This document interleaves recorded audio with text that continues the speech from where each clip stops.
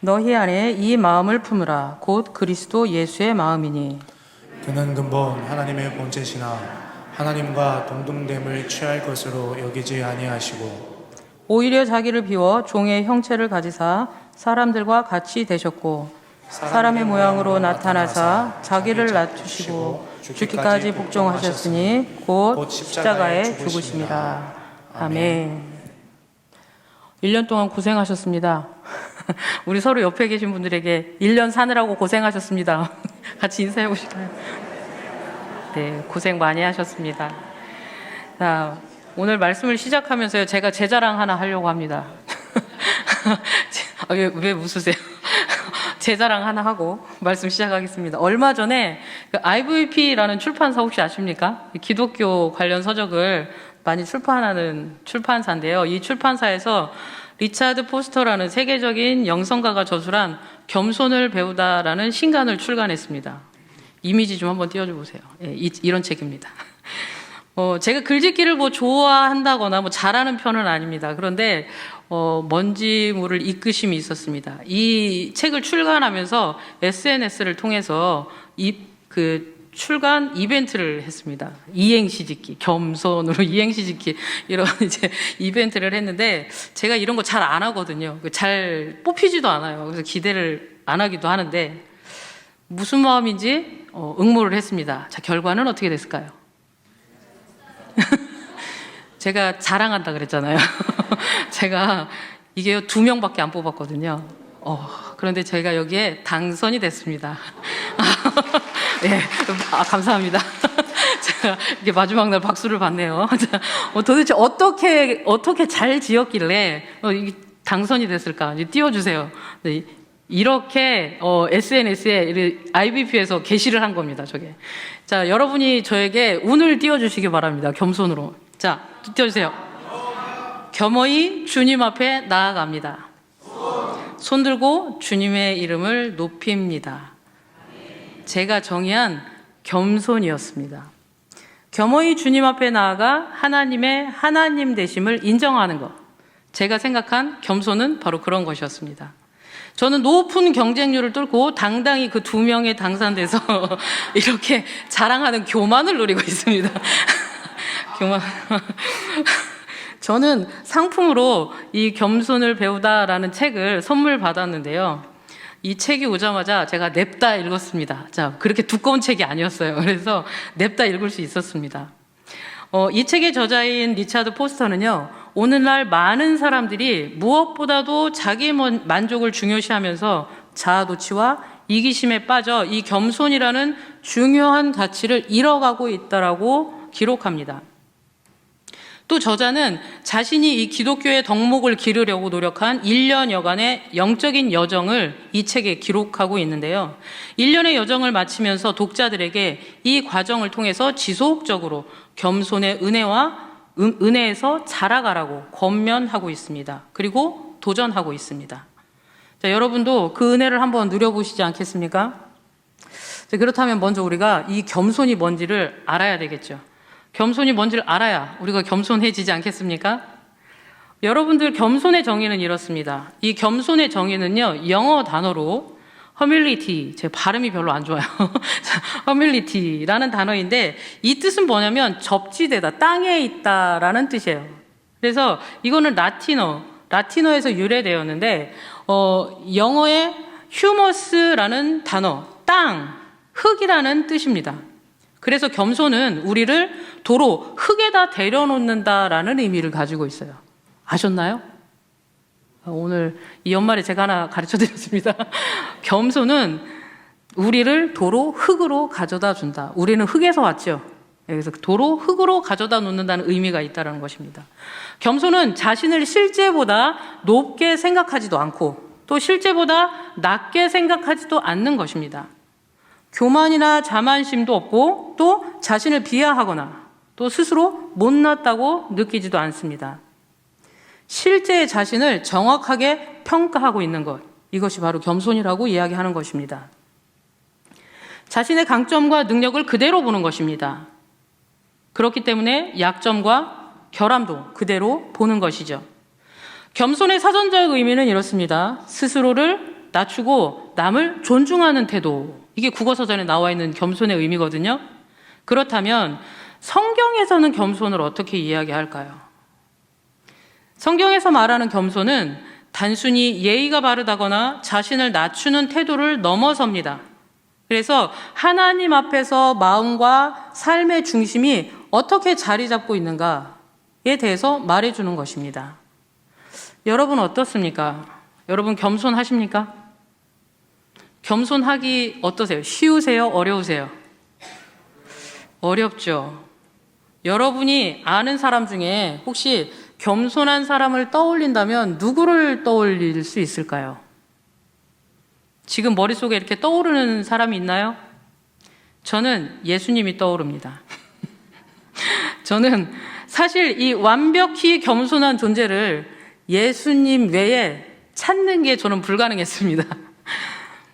예수님은요, 겸손의 화신이시죠. 우리가 25일에 성탄 예배를 드렸습니다. 예수님은 외진 마을에서 누추하게 태어나셨죠. 그리고 초야에 묻혀서 조용히 그 삶을 사시고 성장하셨습니다. 예수님은 제자들을 세우실 때도 제자들의 신분이나 지위나 직함에 관계없이 그들을 부르시고 세우셨습니다.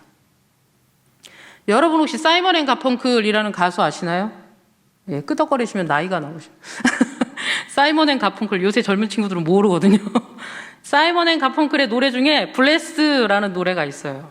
제가 좀 좋아하는 노래인데 이 노래 가사 중에 이런 가사가 있습니다. 짓밟힘과 침뱉음과 배신당한 이들에게 고결한 가르침을 주셨다. 바로 이분이 예수님이십니다. 엄청난 주목을 끌 수밖에 없는 신기한 기적을 많이 행했지만 잘 보면 예수님은 조정하거나 통제하거나 군림하지 않으시고 이 모든 명성에 대처하셨습니다. 예루살렘에 입성하실 때에도 나귀를 빌려 타셔야 했습니다. 그리고 최후의 만찬에 쓸 방조차도 빌리셔야 했습니다. 또 사이비 재판과 유죄 선고가 진행되는 동안에도 절제된 침묵으로 일관하셨죠. 온 세상의 죄로 인한 고난을 특단의 용기로 감수해 내신 것입니다. 이것이야말로 겸손의 모습의 최고의 본이 아닐까요? 십자가에 버림받으시고 엘리 엘리 라마 사박다니, 곧 나의 하나님 나의 하나님 어찌하여 나를 버리셨나이까 라고 부르짖으셨습니다.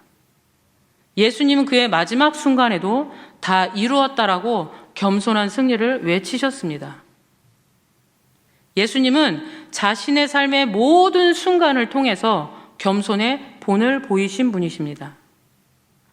우리 그리스도인들에게 겸손은 성품 중에 하나가 아니라 복음의 방식으로 살아가는 삶의 태도의 전체라고 해도 지나친 말이 아닐 것입니다.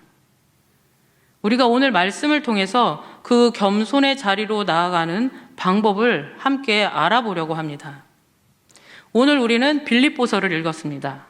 바울은 빌립보 교회 교인들에게 권면하고 있습니다. 빌립보 교회는 바울과 정서적으로 아주 깊은 유대 관계를 가지고 있었어요. 그런데 이런 빌립보 교회에 문제가 생긴 것이죠. 제가 아동부 아이들과 함께 이 서신서를 공부할 때 한 가지 질문을 항상 합니다. 편지는 왜 쓰게? 이렇게 물어봐요. 편지 왜 쓸까요? 할 말이 있어서, 아동부 애들도 알아요. 이렇게 말씀 안 하시면 안 돼요.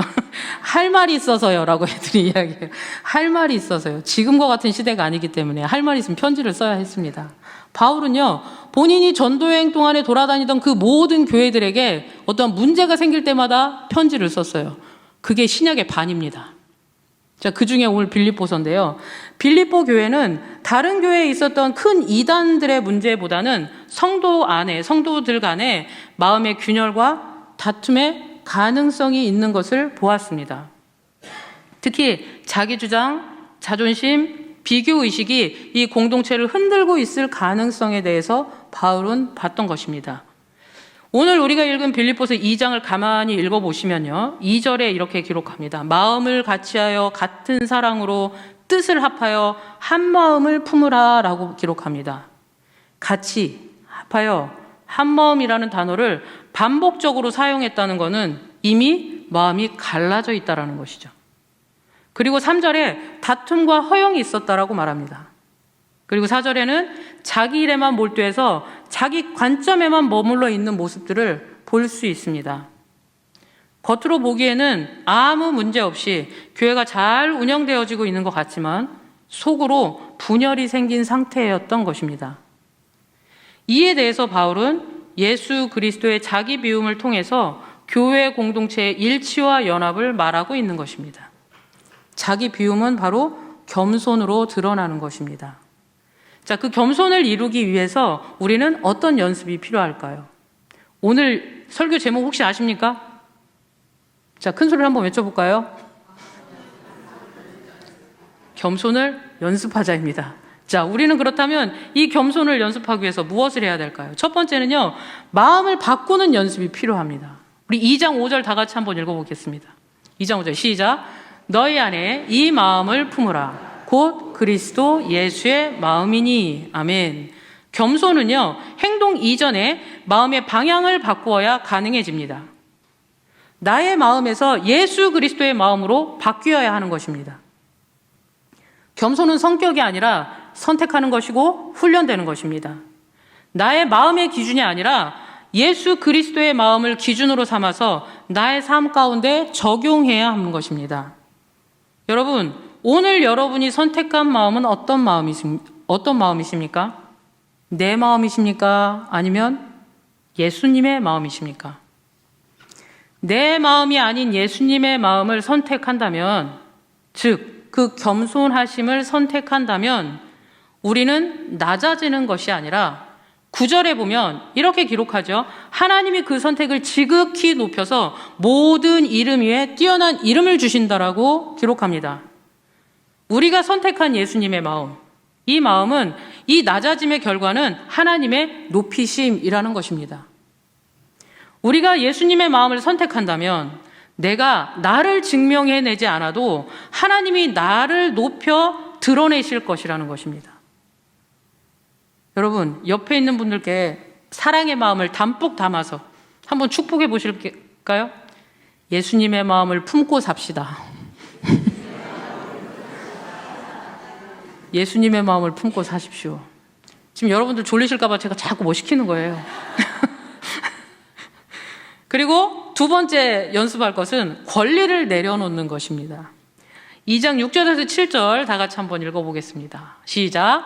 그는 근본 하나님의 본체시나 하나님과 동등됨을 취할 것으로 여기지 아니하시고 오히려 자기를 비워 종의 형체를 가지사 사람들과 같이 되셨고. 아멘.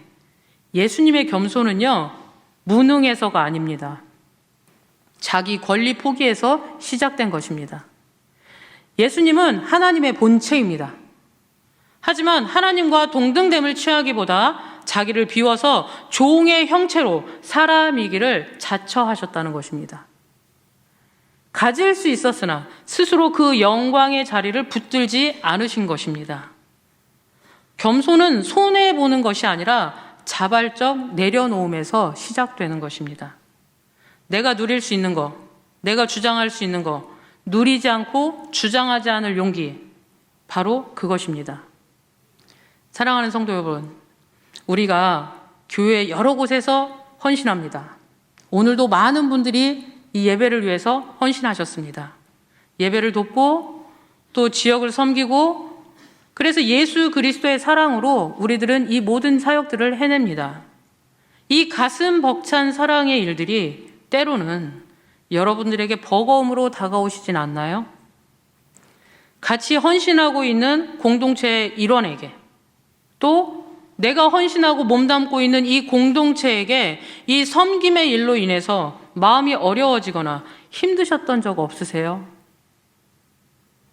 만약에 이 헌신의 일에 기쁨이 사라졌다면, 또 감사가 사라졌다면 내 안에 있는 권리라는 교만을 내려놔 보시지 않겠습니까? 예수님은 마땅히 누리실 하늘 보좌의 권리를 내려놓으시고 우리들과 함께 하셨습니다. 자기를 비워서 하나님의 본체가 아닌 종의 형체로 더 낮아지고 더 낮아지셔서 죄 많은 우리들과 같아지시기를 주저하지 않으셨습니다. 바로 이것이 겸손입니다. 여러분, 지금 내가 꼭 지켜야 되는 권리, 또 받아야 마땅할 인정, 무엇이 있을까요? 여러분, 옆에 계신 분께 다시 한번 사랑의 마음을 담아서 축복해 보십시오. 내가 낮아지면 하나님이 나를 높이십니다. 네, 그렇습니다. 내가 낮아질 때 하나님이 나를 높이시겠다라고 말씀하시는 것입니다. 그리고 세 번째로 연습해야 할 것은 순종으로 끝까지 가는 연습입니다. 마지막에 남는 사람이 최후의 승리자입니다. 2장 8절에 이렇게 기록하고 있습니다. 같이 읽어보시겠습니다. 시작. 자기를 낮추시고 죽기까지 복종하셨으니 곧 십자가에 죽으심이라. 아멘. 겸손은요, 한순간의 태도로 이루어지지 않습니다. 어쩌다 한 번이 아니라 끝까지 가는 순종이 필요합니다. 예수님의 겸손은 십자가까지 내려가시는 것으로 드러났습니다. 여러분, 십자가는요, 최악의 형벌입니다. 십자가형은 가문의 수치였습니다. 십자가형은 단순한 죽음이 아니라 가장 치욕적이고 버려진 죽음의 방식이었습니다. 십자가형은 인간이 생각할 수 있는 가장 낮은 자리이며 예수님은 그 자리까지 내려가신 것입니다. 바로 순종입니다. 바울은 이것을 겸손의 극치, 즉 순종의 끝으로 제시하고 있는 것입니다. 겸손은 말이 아니라 삶의 방향입니다. 나의 삶의 형편이 어떠하든지 순종을 멈추지 않는 노력을 하는 것입니다. 겸손은 말이 아니라 순종으로 나타나는 것입니다. 예수님은 자신을 비워 인간의 모습으로 오시고 십자가에서 죽기까지 순종하심으로 완전한 겸손을 보여주셨어요. 저는 가끔 이런 생각을 합니다. 예수님이 만약에 십자가를 거부했다면 나는, 또 우리들은 지금 어떤 모습일까? 그 순종으로 드러난 겸손이 아니었다면 지금 여러분은 어떤 모습일 것 같으세요? 예수님은요, 분명히 거부하실 수 있었어요. 하지만 순종을 선택하셨습니다. 마태복음 26장 39절에 이렇게 기록합니다. 같이 읽어보겠습니다. 조금 나아가사 얼굴을 땅에 대시고 기도하여 이르시되 아버지여, 만일 할 만하시거든 이 잔을 내게서 지나가게 하옵소서. 그러나 나의 원대로 마옵시옵고 아버지의 원대로 하옵소서. 예수님께도 십자가는 피하고 싶은 잔이었습니다. 하지만 내 원대로 마옵시고 아버지의 원대로 하옵소서. 이 순종은요, 단순한 의지로 보일 수 있지만 이것은 의지적인 결단이었습니다. 내적 결단이었습니다. 바로 감히 흉내내지 못할 겸손이었던 것입니다. 2장 8절에 죽기까지 복종하셨다라고 말하는데요. 이 결단이 실제 삶 가운데로 삶의 완성으로 드러나고 있는 것입니다. 겟세마네 동산에서의 기도가 순종의 시작이었다면 죽기까지 복종하신 그 모습은 순종의 완성이라고 말할 수 있습니다. 바로 겸손의 완성인 것입니다.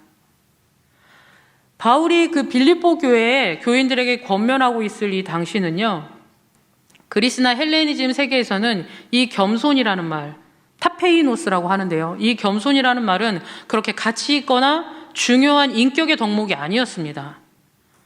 이때 이 겸손을 뜻하는 타페이노스는 하찮다, 비굴하다, 천하다 이런 의미로 쓰여졌고 부정적인 의미의 말이었습니다. 하지만 예수님의 삶과 가르침을 통해서 보여주신 타페이노스, 이 겸손은 낮아짐의 가치를 완전히 바꾸는 일이 되었습니다. 마태복음 23장 11절에서 12절에 이렇게 기록합니다. 같이 읽겠습니다. 너희 중에 큰 자가 너희를 섬기는 자가 되리라. 누구든지 자기를 높이는 자는 낮아지고 누구든지 자기를 낮추는 자는 높아지리라. 아멘. 여기서 낮추다라는 단어도 이 타페이노스가 쓰였어요. 낮아짐의 자리를 오히려 높이시겠다라고 말씀하시는 것입니다. 이런 예수님의 가르침은 겸손을 무력한 자기 포기가 아니라 그리스도인의 삶의 방식으로, 방법으로 받아들이게 합니다. 지금 우리가 살아가고 있는 이 시대는 겸손보다는 자기 과시나 자기애, 자기 도취에 빠져서 살아갑니다. 예수를 따르는 그리스도인조차도 이 겸손의 삶을 살아내기가 참 어려운 시대입니다. 하나님은 그 아들 예수 그리스도를 통해서 우리들에게 겸손을 가르쳐 주셨습니다. 겸손은 단 한 번의 결단이 아니라 예수님의 마음으로 권리를 내려놓고 끝까지 순종하는 삶의 연습인 것입니다. 여러분, 겸손은 내가 드러나지 않는 것입니다. 겸손은 나를 내려놓는 것입니다. 겸손은 순종으로 완성되는 것입니다. 우리는 2025년을 보내고 이제 2026년을 시작하는 지점에 와 있습니다. 올 한 해 내가 이루고자 했던 일들 중에 얼마나 그 일들을 해내셨는지요. 또 우리들은 이 한 해를 또 한 해를 시작하면서 많은 일들을 해내기로 스스로와 약속할 것입니다. 여러분, 이 시작하는 2026년 겸손을 연습해 보시지 않겠습니까? 그리스도인으로 세상 속에서 예수 닮은 예수쟁이로 겸손의 사람으로 살아보시지 않겠습니까? 여러분, 예수님 믿으시죠? 이 정도 갖고 안 됩니다. 예수님 믿으시죠? 우리 다 예수님 믿습니다. 그 믿음을 고백하신다면 이왕이면 예수에 미쳐서 살아보십시오. 얼렁뚱땅 발 하나 딱 걸치고 예수님 믿지 마시고요. 세상과 예수님께 발 하나씩 걸치고 양다리 걸치지 마시고요. 미쳐보십시오. 세상에서 미친 사람을 감당하지 못할 사람이라고 이야기하죠. 우리 예수에게 미쳐서 세상이 감당하지 못할 겸손의 사람으로 살아냅시다. 우리 마지막입니다. 마지막으로 옆에 계신 분께 사랑의 마음을 담아서 다시 한번 축복해 보겠습니다. 겸손을 연습합시다. 네, 우리 다가오는 2026년 겸손한 예수 그리스도를 닮아서 겸손한 그리스도인들이 되어서 하나님 마음에 합한 자들로 그렇게 살아가시는 여러분들 되시길 축복합니다. 네, 다 같이 기도하겠습니다. 하나님 아버지, 오늘 우리에게 예수 그리스도의 마음을 보게 하시니 감사합니다. 우리는 쉽게 자신을 드러내고 쉽게 권리를 주장하며 쉽게 순종을 멈추는 존재임을 고백합니다. 그러나 예수님은 자기를 비우시고 종의 형체를 입으시며 죽기까지 복종하셨습니다. 주님, 우리 안에 있는 교만의 마음을 내려놓게 하시고 예수님의 마음을 선택하게 하옵소서. 내 마음이 아니라 주님의 마음으로 판단하게 하시고 내 권리가 아니라 주님의 뜻을 붙들게 하옵소서. 특별히 우리가 섬기는 자리에서 지치고 상처받고 서운했던 마음이 있다면 그 자리에서 다시 겸손의 은혜로 회복되게 하옵소서. 2026년을 시작하는 이 시점에 우리가 더 높아지기를 구하지 않게 하시고 더 예수님을 닮아가기를 소망하게 하옵소서. 주님, 겸손은 단 한 번의 결단이 아니라 매일의 연습임을 기억하게 하시고 예수님의 마음으로 권리를 내려놓고 끝까지 순종하는 삶을 살게 하옵소서. 이 모든 말씀을 우리의 참된 겸손이 되시는 예수 그리스도의 이름으로 기도드립니다. 아멘.